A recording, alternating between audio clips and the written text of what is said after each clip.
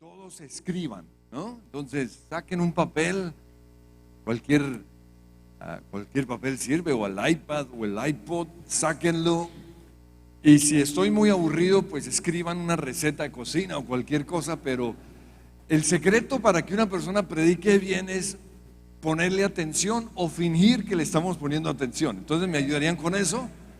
Lo otro, yo tengo un problema que se llama deficiencia de atención, ¿sí? Entonces, si la gente se me mueve, yo me pierdo. Entonces, ¿me podrían ayudar? De verdad, los voluntarios, no dejen a nadie moverse. Les garantizo, yo ya puse mi reloj, que si no se mueven, acabo rápido. ¿No les gustaría eso? ¿Saben por qué los predicadores se alargan? Porque quieren que el punto quede claro. Sí, y yo esto lo aprendí porque toda mi vida he asistido a la iglesia, he puesto atención a miles de predicaciones y descubrí que lo que hace que un predicador sea corto es ponerle atención. Si alguien se mueve, el predicador pierde 5 a 7 minutos. ¿Sabían eso? Por eso muchos predicadores son malísimos. El culpable no es el predicador, sino el auditorio. Entonces nos ayudan con eso. Lo otro es que como el sonido aquí es un difícil para mí, mantengan total silencio y voy a tratar de no predicar tan duro, a ver si queda más nítido. ¿Está bien? Entonces, ¿me oyen claro en todo lugar? ¿Sí? ¿Todo lugar? Muy bien. Hombres, tengo que decirles que la parte que menos me gustaba de la iglesia eran los hombres. A mí me parecían aburridos. Como Efraín nos decía ahorita, casi los hombres no se responsabilizan de la oración, son los más malos para orar. Cuando adoran son los peores, no expresan adoración. Y no tenía yo interés en los hombres de la iglesia. Por otro lado, las mujeres son divinas, no porque sean bonitas, sino porque ellas cuando adoran lloran. Ellas cuando aman aman a Dios, lo expresan. Entonces por eso me gustaban las mujeres de la iglesia y me fascinan los jóvenes. Eso es lo mejor de nuestra iglesia. Gracias jóvenes. Jóvenes menos de 30, ¿no es cierto? El 50% de nuestra iglesia son jóvenes. Entonces, en nuestros encuentros nosotros poníamos a los jóvenes al frente, luego las mujeres y de últimas a los hombres, porque se tiraban el encuentro. Pero ahora, un día me reunieron unas mujeres de la iglesia o las encargadas de los jóvenes de la iglesia y me dijeron: nosotros queremos pedirle a usted como pastor de la iglesia que se responsabilice de los hombres de su iglesia.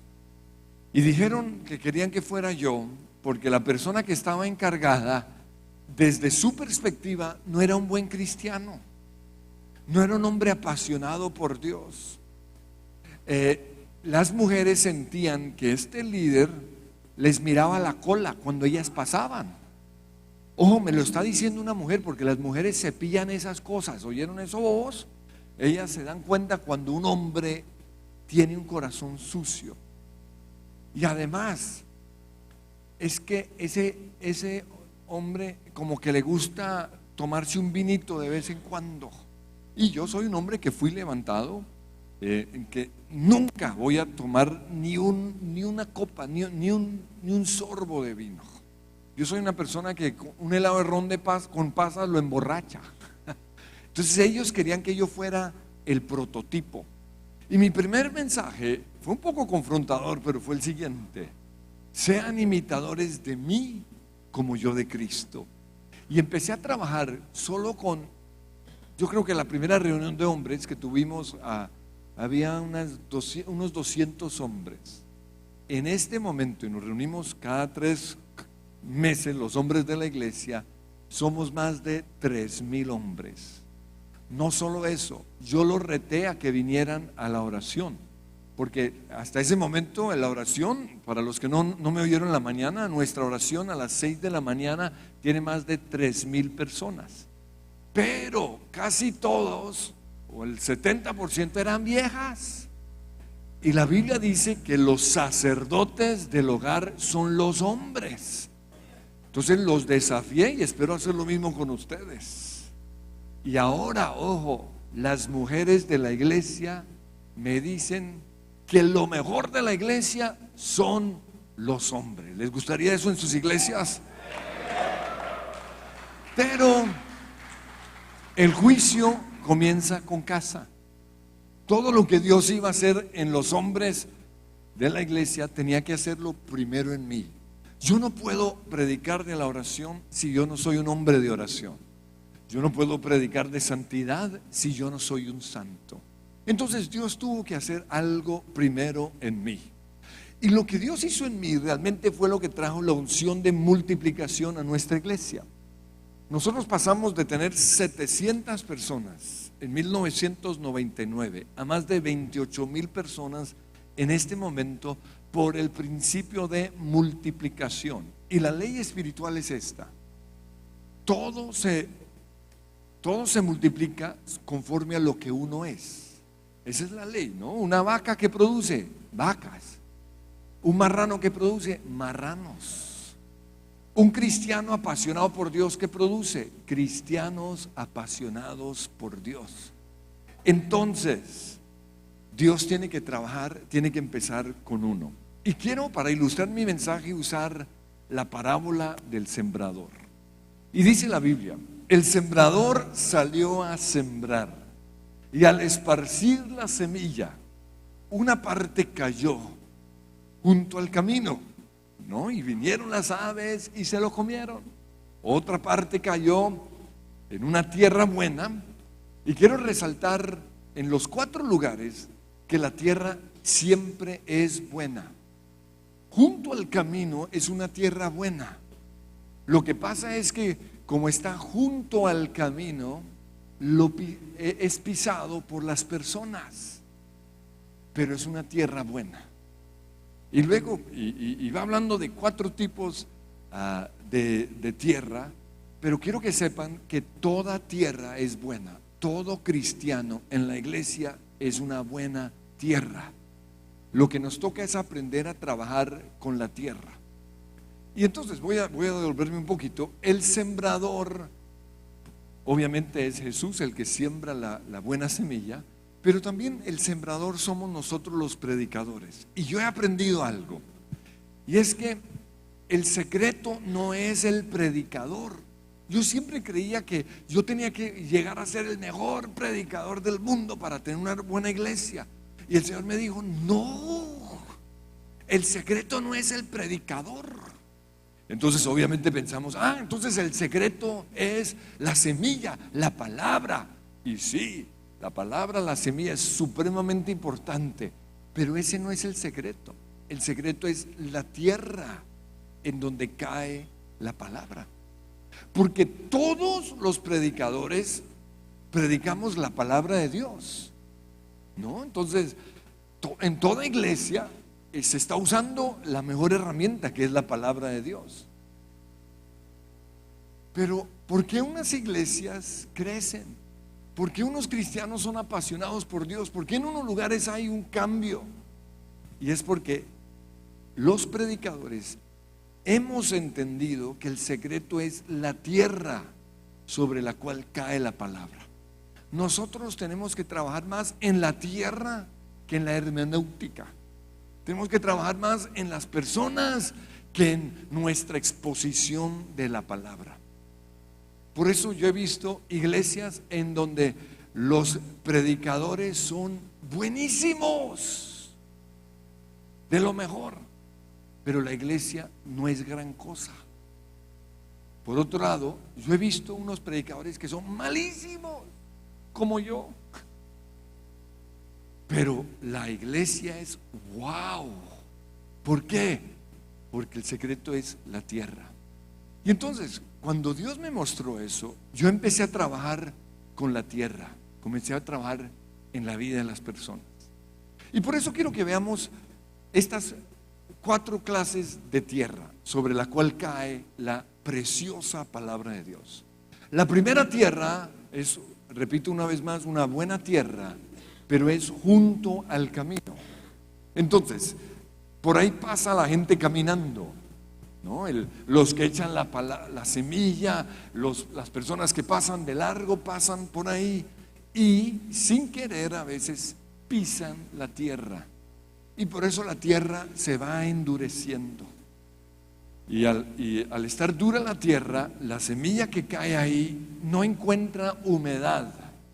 Y por eso pasan los días, pasa una semana, 2, 3 semanas, y como no hay humedad, nada pasa. Y con el tiempo las aves vienen y se comen la semilla. Cuando Jesús explica la parábola, dice que es el diablo el que se roba la semilla.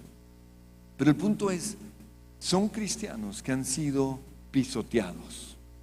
Y a nuestras iglesias, las personas llegan después de haber sido pisoteadas en el mundo. Pisoteados en primer lugar por nuestros papás. Llegan llenos de heridas emocionales. Llegan con faltantes.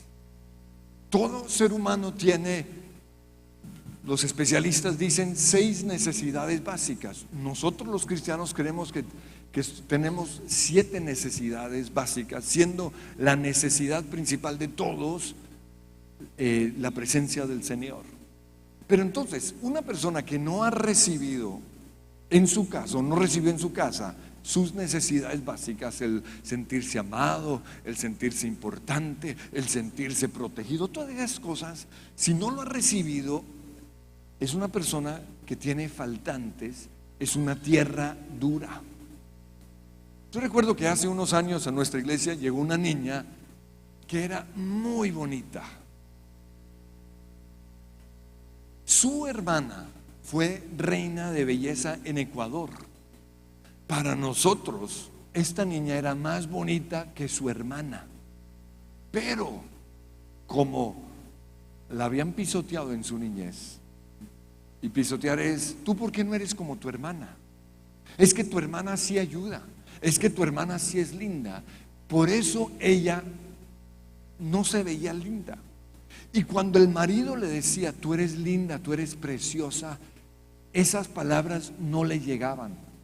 Y hoy veo que en muchos lugares nosotros podemos profetizar sobre las personas la palabra de Dios, pero no les llega. ¿Por qué? Porque fueron pisoteados. Fueron pisoteados por las comparaciones, fueron pisoteados por los abusos, fueron pisoteados por los papás borrachos, fueron pisoteados por el divorcio, etcétera, etcétera. Entonces, yo quiero hacerles esta pregunta hoy. ¿Quién los pisoteó a ustedes? ¿Quién les hizo daño? En el caso mío, como fui levantado en un hogar cristiano, pues no hubo mucha oportunidad para que el diablo me pisoteara. Yo tuve unos papás espectaculares, unos papás que me amaron, pero yo fui al colegio y en el colegio a mí me hicieron daño. Una profesora en particular, porque como nosotros, o sea, yo soy australiano, al comienzo no hablábamos muy bien el español y no solo eso, sino que cuando fuimos a vivir a Colombia, fuimos a vivir a un pueblo y el colegio era bien malo. Por eso cuando fuimos ya a la ciudad, a Bogotá, y entramos a este colegio que era muy bueno, yo era medio brutico. Y yo recuerdo que estaba rajado en español. Y la profesora dijo, a ver, señor Corson, le voy a dar la oportunidad para que usted pase la materia. Usted va a estudiarse este libro, va a leer este libro y va a participar en un debate. Entonces, listo, yo me estudié el libro, pero yo no sabía qué era eso de un debate. Yo no sabía que a un lado la gente hablaba en contra de lo que había dicho el autor y al otro lado a favor de lo que había dicho el autor. A mí me había tocado hablar en contra del autor, ¿no? Yo recuerdo, yo tenía 11, 12 años y yo estaba sentado ahí, todos participaban menos yo. Y por eso de repente la profesora dice, bueno, señor Corson, ¿y usted qué cree? Y yo me levanté y yo dije, para mí los indios no tuvieron la culpa. Y todo el mundo se rió, todos. Y la profesora dijo, usted sí es mucho bruto. Y esas palabras me marcaron. Y fue el plan del enemigo. Durante todo mi bachillerato, 6 años, yo me creía bruto. No era capaz de hablar. Me paraba y quedaba. Y si decía algo era una estupidez. ¿Por qué? Porque la profesora me marcó. Recuerdo que cuando ya estaba a punto de salir del colegio, en donde todos están hablando de ¿y tú qué vas a estudiar? ¿Y tú qué vas a estudiar? Entonces uno dijo, yo voy a estudiar psicología, yo voy a ser arquitecto y tal. Y recuerdo que en ese grupo estaba la niña que toda la vida me gustó. Y ella me dijo, ¿y tú qué vas a estudiar? Y yo, porque aunque no quería ser pastor, el llamado estaba en mí.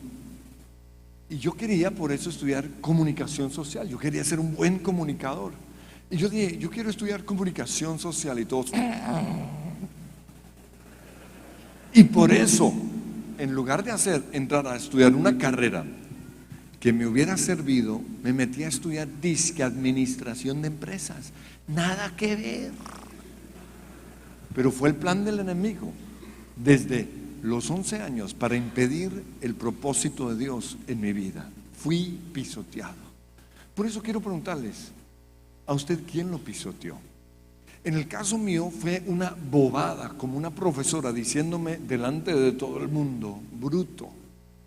Pero imagínense aquellos que fueron abusados físicamente por su papá, aquellos que recibieron unas tundas, aquellos que fueron abusados sexualmente por algún familiar o amigo, aquellos que fueron tocados en sus partes íntimas. A nuestras iglesias llegan miles y miles de personas con esas situaciones y nosotros tenemos que saber ministrarles a su necesidad. La mujer samaritana, cuando llegó a donde estaba Jesús, Jesús le dijo lo siguiente: dame de beber.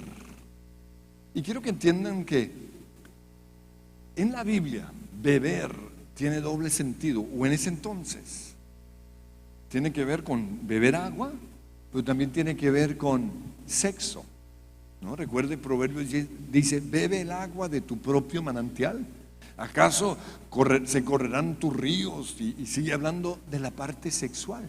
Entonces cuando Jesús le dice eso a la mujer samaritana, ella dice, ¿y este atrevido qué?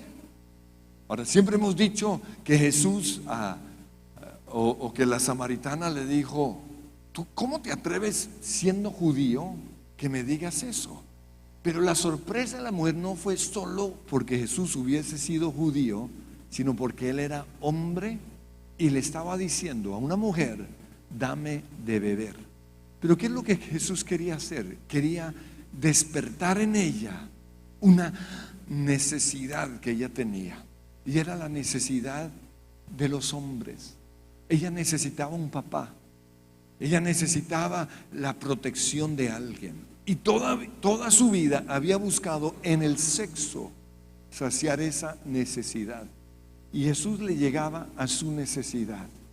Y por eso Jesús le dice, cuando ella hablan ahí algo acerca del pozo, pero cuando Jesús le dice, si bebes de esas aguas, volverás a tener sed. Él no está hablando de las aguas que están en el pozo. Él está hablando de los hombres, del sexo. Si tú sigues tratando de saciar tu necesidad de ser amada por medio de los hombres, por medio del sexo, volverás a tener sed. Pero si bebes del agua que yo te daré, no tendrás sed jamás. Ahora, lo más triste es que muchos llegan a sus iglesias ya pisoteados por el mundo, y en las iglesias también los pisoteamos. Los pisoteamos porque los maltratamos con nuestras palabras. Yo me di cuenta que mis predicaciones son muy confrontadoras. Dios me dio ese manto profético y no me gusta, pero me di cuenta que a veces mi confrontación no era en contra del pecado, sino en contra del pecador. Y eso es abusar verbalmente a las personas. Necesitamos la gracia de Dios para atacar el problema y no a la persona. Tristemente, muchas personas en la casa del Padre han sido pisoteadas por nosotros. Por eso quiero volver a preguntarles, ¿quién te pisoteó? Pero otra cosa que quiero preguntarles, y es una pregunta que hacemos mucho en la iglesia, es la siguiente: ¿cómo es tu Dios? Recuerdo un día mi esposa le preguntó eso a mi papá. Le dijo: Bill, ¿cómo es tu Dios? Y mi papá comenzó a responder, porque él era teólogo, él era maestro del instituto bíblico, y él comenzó a responder teológicamente: mi Dios es todopoderoso, mi Dios, y comenzó a hablar de teología. Y mi esposa le dijo: no el Dios del cual tú aprendiste en el instituto bíblico, no. ¿Cómo es cuando tú cierras tus ojos y ves a Dios? ¿Cómo es tu Dios? Y otra vez él volvió a hablar términos teológicos. Y mi esposa le insistió: no ese. Yo quiero saber cómo ves tú a Dios. Y quiero hacerles hoy la misma pregunta a ustedes. Ahorita estuvimos adorando. Cuando ustedes cerraron sus ojos, ¿vieron a Dios? Si lo vieron, ¿cómo es? Si a nosotros nos tomaran una foto mientras adoramos, nos daríamos cuenta que muchos no están viendo a Dios. Yo no sé qué ven, pero no ven a Dios. O el Dios que ven, el Dios que adoran, no es el Dios verdadero.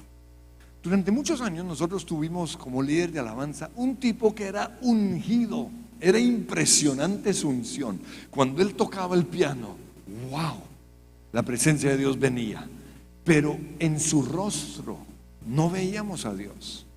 Tenía un rostro triste. Y mi esposa entonces comenzó a ministrarle y le hizo la misma pregunta. No voy a decir el nombre para que no me lo encuentren, pero le dijo: hey, ¿cómo es tu Dios?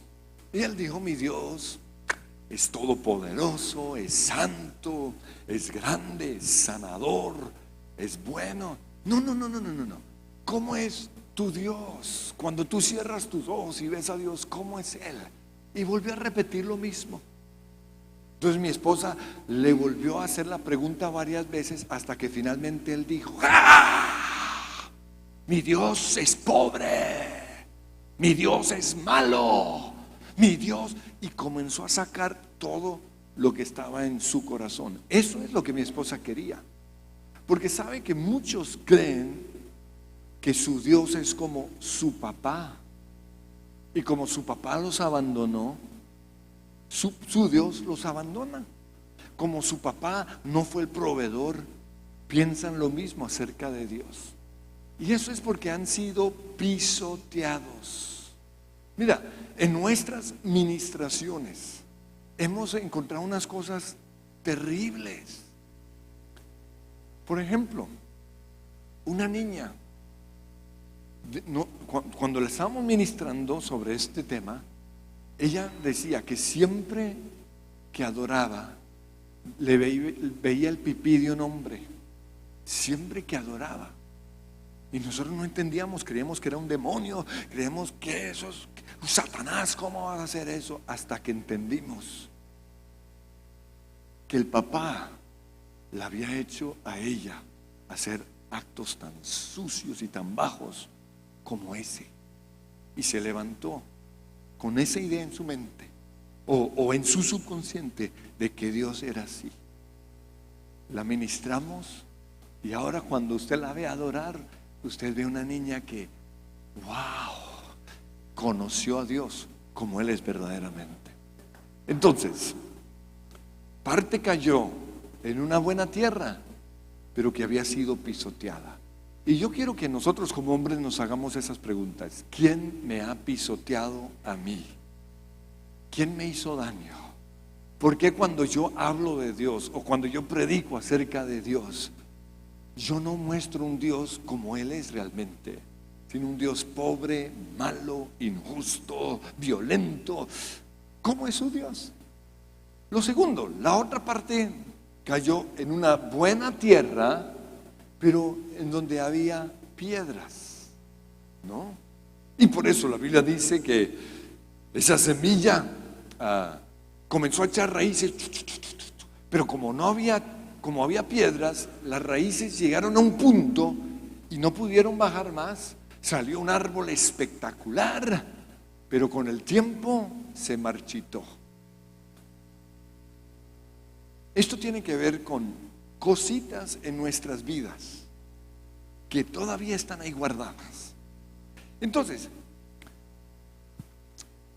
cuando Dios comenzó a confrontarme, yo creía que en mí no había nada malo. ¿Por qué? Y la confrontación fue la siguiente. Fuimos a un evento y el que predicó dijo lo siguiente: Dios no pone su visión en un vaso sucio. Cuando él dijo eso, yo pensé, qué atrevido, porque a ese evento era algo así de grande. Los únicos que estábamos ahí éramos pastores, y este tipo viene a decir que nosotros somos unos cristianos sucios, mediocres, y a mí me dio una piedra. ¿Cómo este atrevido? Pero entonces de repente, en mi fariseísmo, yo comencé a mirar a mi alrededor y vi todos los pastores que estaban ahí. Yo dije, no, pues estos sí están sucios. ¿Recuerdan lo mismo de Pedro? No, te abandonarán estos, pero no yo. Y en ese momento yo vi a Dios diciendo, espere y verá. Y comenzó Dios a confrontarme. Comenzó Dios a sacar las piedras que había en mi vida. Y quiero que sepan algo: o usted hace esto en el secreto, allá solas en su casa, o Dios comienza a sacar sus piedras en público. Eso fue lo que pasó conmigo. Recuerdo que un día yo estaba manejando y en Bogotá hay unos trancones. Trancones es mucho tráfico, ¿no? Mucho, ¿cómo se dice aquí? Mucho tráfico, bueno, como en Ciudad de México, o quizás peor. Y yo llevaba media hora simplemente subiendo un puente y bajando al otro lado, y de repente había una calle en donde salían carros y dizque a metérseme, y no, señor. Pero como uno es cristiano, uno tiene que aparentar. Entonces yo tenía mi brazo aquí y mi pie aquí, y yo no iba a dejar a esa señora entrar, y le gané por fin. Pero le dio a esta señora rabia, y que me comenzó a pitar, a pitar. Y yo en ese momento dije, ¿qué? Y me reconoce y me dice, ay, pastor, pastor. Y a partir de ese día, todos los domingos ella me miraba.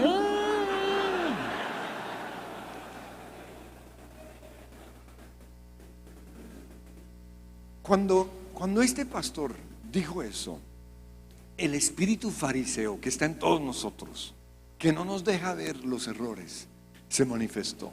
Y quiero explicarles por qué. Yo fui levantado en un hogar de principios, ¿no? Algunos los llamarían legalistas, pero yo creo que no. Mi mamá simplemente, nosotros no teníamos televisor, nosotros no íbamos a cine. En toda mi vida yo solo he faltado a la iglesia, ¿no? Un domingo solo he faltado 5 domingos. O sea, en mis 50 años solo he faltado 5 cultos. Por eso yo siempre digo, después de mí, la Inmaculada Concepción, o así me creía. Ahora, por un lado eso es bueno, porque mucho de lo que es hoy la iglesia es gracias a la frustración santa de ese niño que tuvo que aguantarse a los peores predicadores, la peor alabanza, o sea, lo peor de lo peor.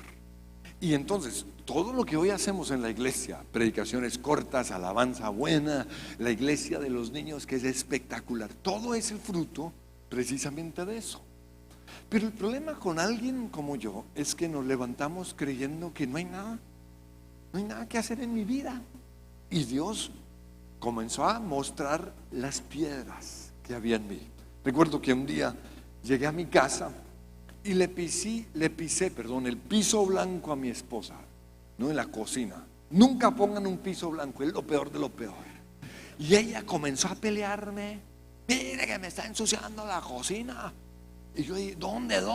No se veía el manchón. manchón de mi zapato. Y empezamos a pelear.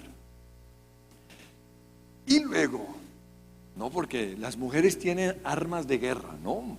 Municiones. Si esta no sirve, se van con la segunda.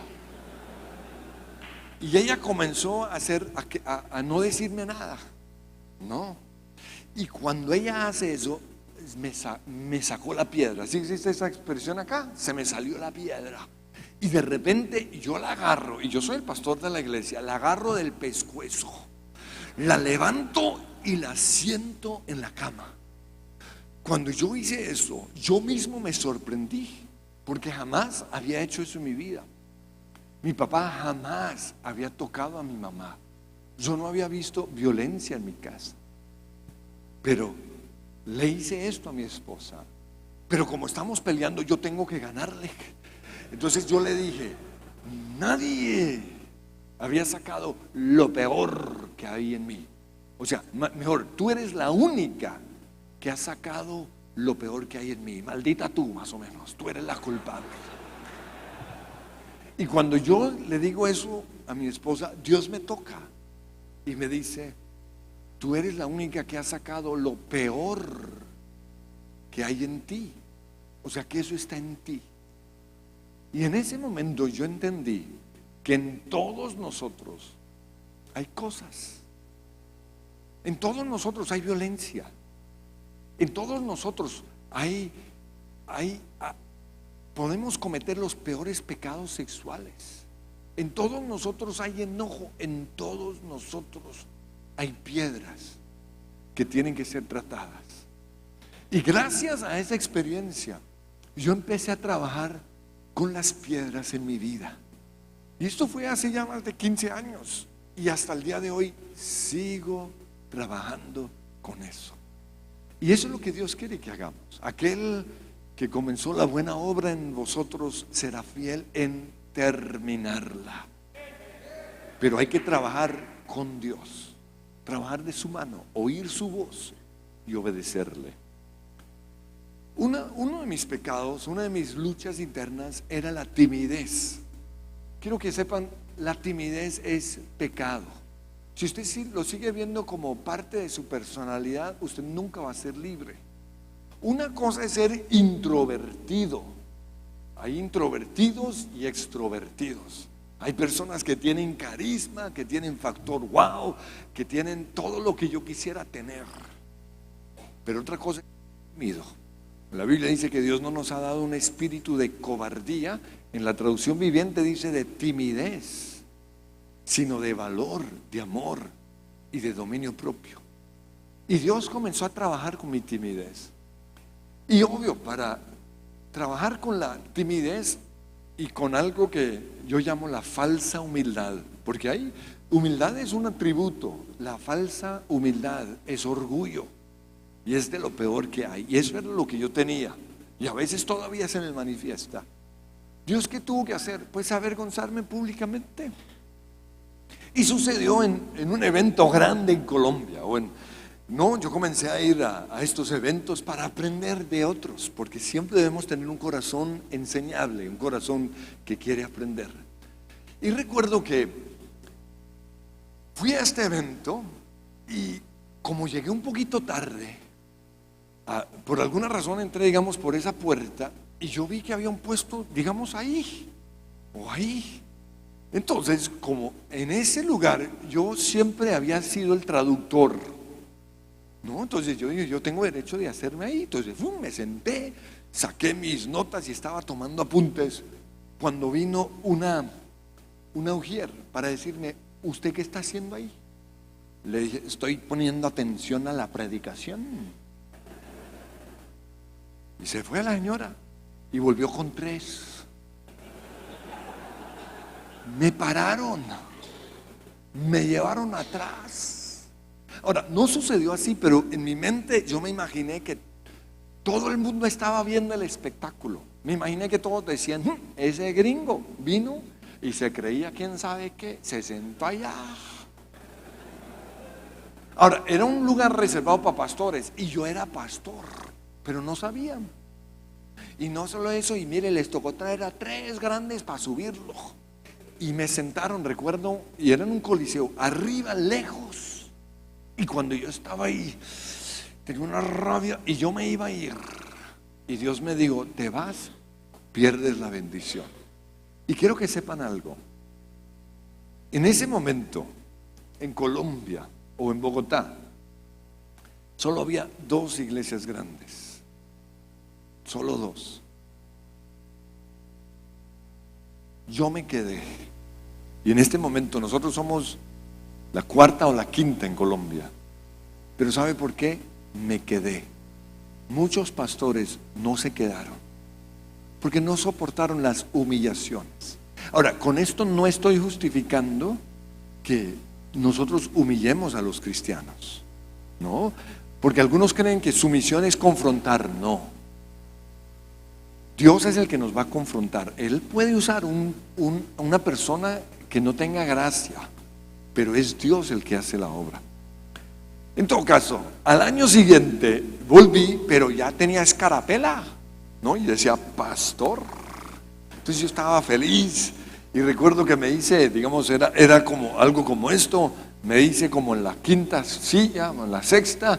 Y a este lado, ahí están todos los famosos, todos los que usted ve en enlace, todos los argentinos y todos hablando, no, que yo también. O sea, me sentí importante. Y a este lado estaban los gringos, ¿no? Y todos ellos con audífonos. Comenzó el programa. Y como los 15, 20 minutos en la predicación, en el punto más importante, cuando todos están, se les daña los audífonos a los gringos. Ahora, si eso nos pasa a nosotros los latinos, nos quedamos ahí como, pero los gringos no, se levantaron.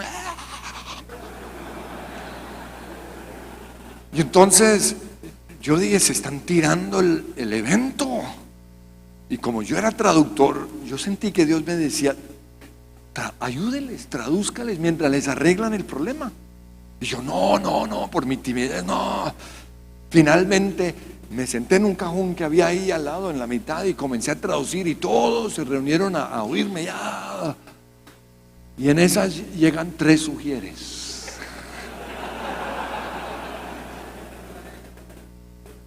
Pero llegaron porque el cajón en donde yo me había sentado era donde estaba la cámara. Y como yo estaba tan emocionado, la cámara se movía así.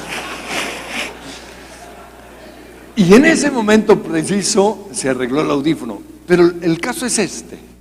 Dios usó esas situaciones para sanar esos temores, esos complejos, y quitar esa falsa humildad. La otra semilla, ¿cómo voy? 6 minutos. La otra semilla cayó en una tierra muy buena. Recuerden, toda la tierra es buena. Todos los que estamos acá somos buenos. Pero hay que trabajar con nosotros. Una tierra muy buena, pero en donde había maleza, ¿recuerdan? Y entonces dice que como no había, como la tierra no había sido pisoteada, estaba húmeda. Por eso la semilla echó raíces. Como no había piedras, las raíces fueron profundas y creció un árbol impresionante. Pero al lado del árbol hubo maleza, cosas en nuestra vida que sin ser malas pueden ahogar la palabra. ¿Recuerdan? Entonces, esto tiene que ver con los ídolos de los cristianos, las cosas que ocupan el lugar de Dios. Yo no sé si a ustedes les pasa, pero en Colombia, cuando juega Colombia, cuando juega James, hay un culto. O sea, ¿a quién se le ocurre poner un culto a esa hora? Pero, aunque yo creo que son coincidencias, la Biblia dice, los ojos del Señor están recorriendo la tierra buscando personas fieles. Dios es como una esposa, ¿no? A veces Dios es medio celoso. A ver, ¿qué prefieres? ¿El fútbol o estar en mi casa? Y son bobadas, yo sé, son bobadas. Pues yo recuerdo que como nosotros éramos misioneros, no teníamos mucha plata, ¿no? Nosotros, yo he predicado esto. Cuando yo hablo de de prosperidad, yo comparto a la iglesia cómo nosotros vivimos 20 años con $500 al mes. Y lo muestro para enseñar que no es la cantidad de plata la que uno recibe, la que lo lleva, lo saca uno adelante, sino que es la bendición de Dios. Porque Dios fue fiel, nunca nos faltó nada. La abuelita nos regaló la casa, la tía nos pagó el colegio, el tío nos regaló el carro, o sea, siempre hubo provisión. Pero en mí como niño había un deseo de tener un carro 0 kilómetros para oler, ¿no? Y cuando me novié con mi esposa, la que es mi esposa, el primer proyecto fue ese. Y yo creo que antes de casarse, una persona debe, con su esposa, lograr un proyecto grande. Entonces ahorramos durante 2 o 3 años y nos compramos nuestro carro 0 kilómetros. Todavía éramos novios, no estábamos casados y ya teníamos nuestro carro. Pero un día ella se lo llevó y obviamente la estrellaron. Cuando yo llegué a ver el carro, en mi opinión, yo me comporté como un caballero. Yo, no importa, es un carro, eso no es nada. Así lo vi yo. Pero ella vio que es que, ¿y ahora qué vamos a hacer? En fin, lo arreglamos, lo mandamos a arreglar. Y un día íbamos a la finca de mi esposa, ¿no? Queda como a 3 horas de Bogotá. Y como era un 1 de diciembre, eso estaba vacío, era como las 9 de la mañana. Entonces yo iba como a 130 y a esa velocidad yo comencé a oír un vientico que se le entraba por la puerta que mi esposa había dañado. Entonces le digo a mi esposa, uy, quedó sonando un vientico. Yo creo que cuando yo dije eso, porque el carro estaba siendo un ídolo, cuando yo dije eso, Dios se buscó en el siguiente pueblo al primer borracho despierto. Lo montó en una zorra. Una zorra es una carreta al frente de un caballo, ¿no? Y lo mandó para que se atravesara preciso cuando yo venía. Entonces yo iba, cuando veo esa zorra, yo freno. Se rompió el vidrio panorámico, se rompió este eje, se rompió esta puerta. Y mi esposa me dice, ¿y le sigue sonando el vientico?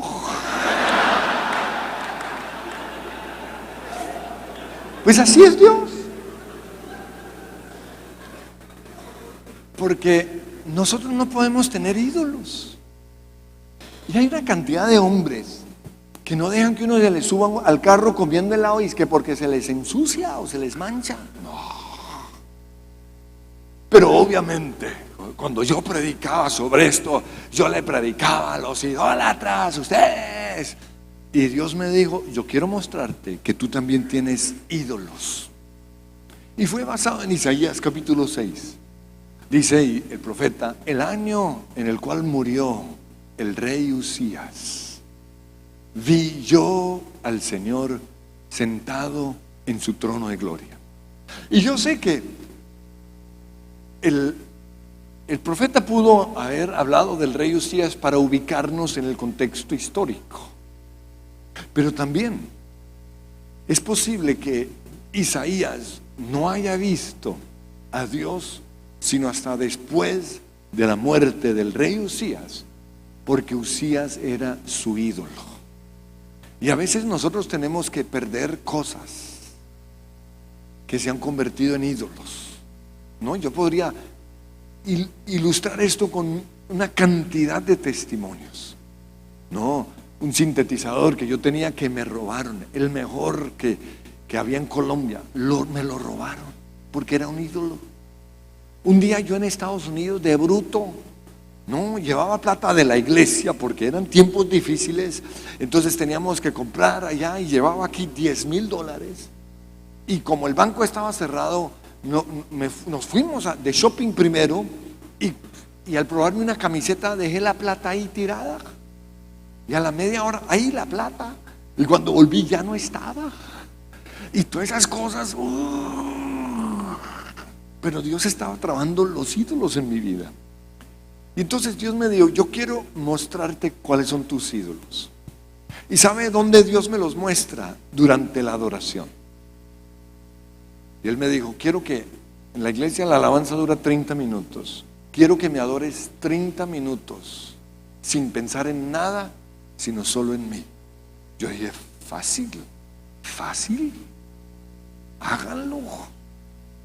Porque ahí uno piensa en todo. Y Dios no comparte su gloria con nada. Y sobre todo cuando uno está en un desierto. No, cuando me robaron esa plata, yo, ay, como fui de bruto. Ay. Entonces, ¿usted en qué piensa mientras adora? Esos son ídolos, ¿no? Y sobre todo los hombres, si hay algo que a nosotros los hombres nos cuesta es adorar. Las mujeres adoran, wow. Pero nosotros estamos adorando, aquí hablo de mí. Ay, perdón, ya se acabó. Y yo estoy pensando en el sonido. Pero ¿por qué no arreglan ese sonido? O estoy pensando en el que está cantando desafinada. ¿Cómo van a subir esa vieja a cantar tan desafinada? Oiga, pero ¿qué les pasa? Tu amor por mí. Y los otros, hay personas que están pensando en, mija, apagaste la estufa. ¿Dónde dejaste el carro? No, como a 3 cuadras, pero ¿cómo vas a dejar el carro ahí? Ídolos. Dios no comparte su gloria con nada de eso. Entonces yo quiero que nos pongamos de pie. ¿Están listos? Y vamos a levantar las manos. Y como estamos con fronteras, venga, ayúdenme. Una canción de ustedes. ¿Cómo es esa canción de Jesus Culture? El de me ama, sí. Ese, sí o no. Ahora, pero no me voy a limitar a ministrar solo eso. Primero, eso es preparándome el terreno, ¿ok? Listo, cerramos nuestros ojos. Y Señor, yo te doy gracias porque estamos en medio de hombres de verdad. Porque a través de este evento, Señor, los hombres de nuestras iglesias van a cambiar. Como nos retaba Efraín, Señor, ya no van a ser las mujeres las guerreras de oración. Ya no van a ser ellas las profetas, las sacerdotes de nuestros hogares. Porque en nuestras casas hay hombres de verdad. Y Señor, hoy declaro que los hombres de esta casa son los que van a abrir y cerrar las puertas espirituales de sus hogares. Van a ser los primeros en levantarse. Yo declaro, Señor, que no nos vamos a dejar de nuestras esposas. Y si mi esposa se levanta a las 5, a las 4:30 me levantaré yo. Porque tú quieres, Señor, hombres de verdad. Pero, no solo aplaudan, oren. Digan eso. Hoy declaro esto. Ahora, yo estoy orando por mí. Si usted no va a hacer eso, no lo ore. Pero ¿qué va a hacer usted para ser el profeta del hogar? Comiencen a orar. Señor, hoy en el nombre de Jesús declaro. Y comiencen a declarar. O más bien reconozco que me cuesta ser el sacerdote. Reconozco que no soy un hombre apasionado. Reconozco, Señor, que me falta mucho. Pero te pido, Señor, que algo suceda en este evento. Que yo salga de este lugar desafiado, retado. Y que yo salga, Señor, a cambiar a esta ciudad, a esta nación, en el nombre de Jesús. Pero reconozco que me han pisoteado, que me han hecho mucho daño. Y por eso me cuesta verte a ti como tú eres realmente. Yo quiero que con sus ojos cerrados usted mire a Dios. Y quiero que usted diga cómo es el Dios que usted adora. Y si usted lo ve pobre, si usted cuando ve a Dios lo ve con un palo, si usted lo ve vestido de negro, si usted lo ve triste, si usted lo ve pobre, quiero que sepan, ese no es Dios. Y Señor, yo te pido que en este momento todos esos cuadros equivocados que hemos tenido acerca de Dios sean quitados. Porque tu palabra dice: no tendrás dioses ajenos delante de mí. Que entre tú y nosotros, Señor, no haya ningún Dios ajeno, ningún Dios que quiera ocupar tu lugar. Yo te pido, Señor, que sanes los faltantes en nosotros, que tú seas el papá que nunca tuvimos. Estos hombres que nunca fueron abrazados, te pido que hoy tú los abraces, porque un hombre de verdad abraza a su hijo. Yo te pido, Señor, por aquellos papás que no han abrazado a sus hijos ni a sus hijas, porque están tan heridos, que hoy comiences a hacer algo. Comiences a quitar, Señor, esas cosas que impiden que ellos abracen a sus hijos. Esas cosas que impiden que ellos sean abrazados. Quítalos ahora mismo, Señor. Que tu palabra caiga en una buena tierra hoy, Señor. Que produzca un fruto al 30, al 60 y al 100 por uno. Yo te pido, Señor, también que hoy seamos sensibles a esas cositas que hay en nosotros, a esos pecados ocultos, que podamos sacarlos ahora mismo, en el nombre de Jesús. En el nombre de Jesús. En el nombre de Jesús. Gracias, Jesús. Gracias, Jesús. Y ahora levanten sus manos y adórenle. Adoren a Jesús. Digno eres tú, Jesús. Aleluya. Él es celoso de mí. ¿Sí es eso, no? ¿Sí era ese canto, no? Nos ama.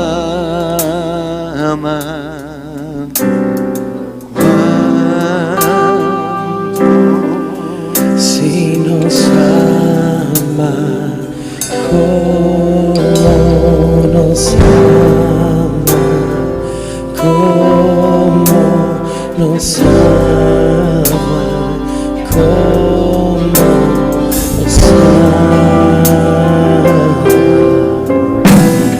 Él está celoso por mí, como un huracán pega en mí, rendido debajo del peso de su viento y gracia.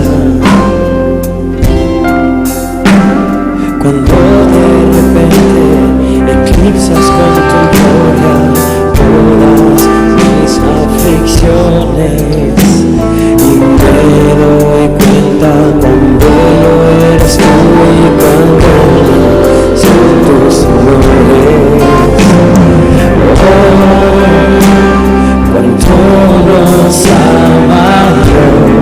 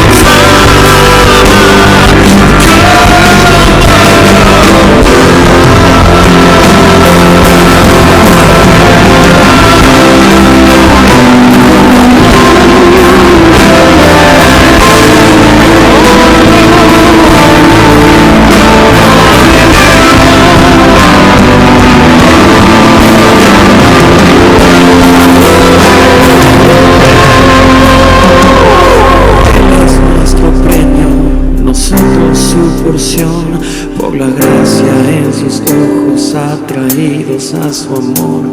Si la gracia es como el mar, sumergidos estamos.